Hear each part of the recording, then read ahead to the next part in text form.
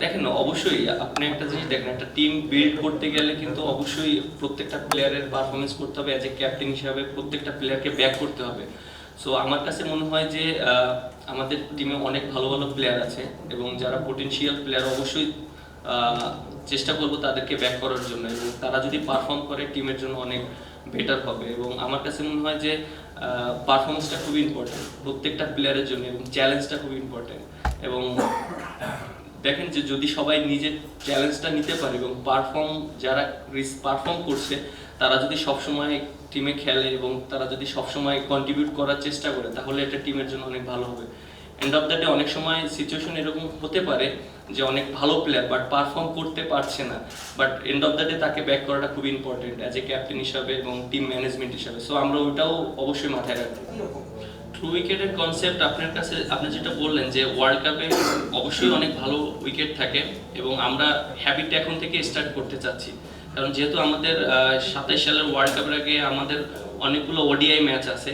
So আমরা maximum match যদি আমরা ট্রু উইকেটে খেলতে পারি, সো আমাদের এখানে একটা ভালো এক্সপিরিয়েন্স হবে। এবং আপনার অ্যাট দ্য সেম টাইম আপনার মনেও রাখতে হবে যে আমাদের কিন্তু কোয়ালিফাই করতে হবে।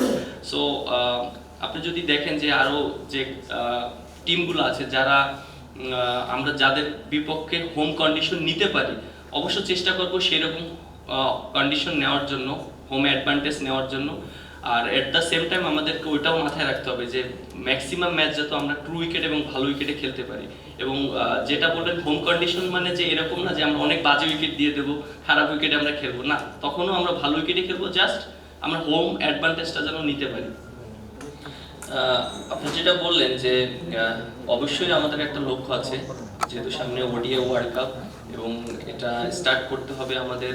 আমরা বলেছি যে আমাদের এখন থেকে স্টার্টটা হয়েছে এবং আমরা অবশ্যই এভাবে একটা প্ল্যানিং করছি, যেহেতু আমরা এর আগে আমরা ওডিআই ফরম্যাটটা আমাদের অনেক ভালো একটা ফরম্যাট ছিল এবং আমরা অনেক বেশ রেজাল্টও পেয়েছি এবং আমাদের একটা ভালো একটা প্যাটার্ন ছিল ওডিআই ফরম্যাটে।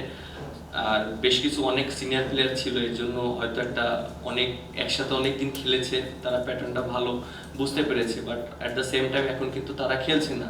সো আমাদের যারা এখন আছে তাদেরকে রেসপন্সিবিলিটি নিতে হবে। এবং আমার কাছে মনে হয় যে ওডিআই ফরম্যাট একটা এমন একটা খেলা যেটা আসলে প্রত্যেকটা সিচুয়েশনে অ্যাডাপ্ট করতে হবে এবং প্রত্যেকটা সিচুয়েশন কিভাবে হ্যান্ডেল করতে হবে এটা প্রত্যেকটা প্লেয়ারের জানাটা খুব ইম্পর্টেন্ট, এবং প্রত্যেকটা পজিশনে কিভাবে খেলতে হবে।